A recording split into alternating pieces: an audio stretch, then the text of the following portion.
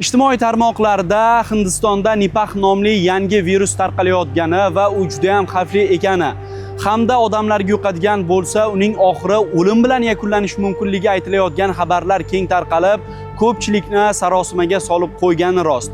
Xo'sh, bu kasallik qanday bo'ladi o'zi va u kasallik qaysi davlatlarda tarqalgan?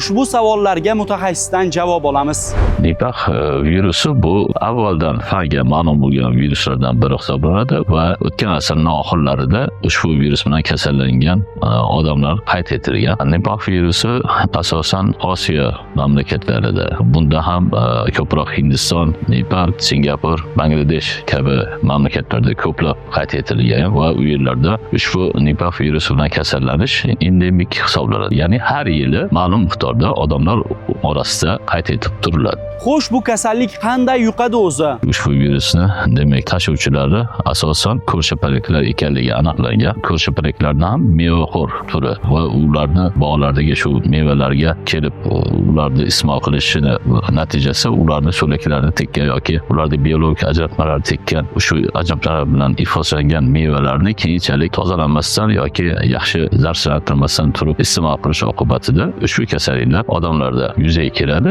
Shu bilan birga Nipah virusi yuqtirib olgan bemorni o'zida ham odamga yuqish holatlari kuzatilgan. Ushbu kasallikni yuqtirib olgan bemorlarni davolayotgan shifokorlar ham juda ham ehtiyotkor bo'lishlari kerak demoqda mutaxassislar.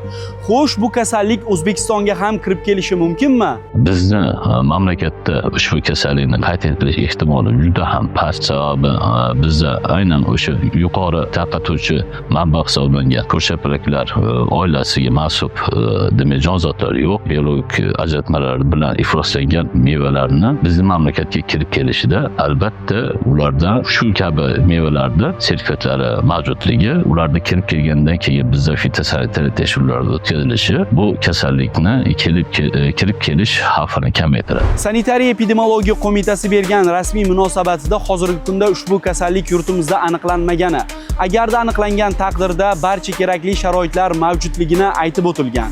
Shunday ekan, ortiqcha vahimaga o'rin yo'q. Dovudxon G'ulomjonov, Shahzod Karimov, Abdurahmon Zaripov, Ovozda informatsion dastur uchun Toshkent.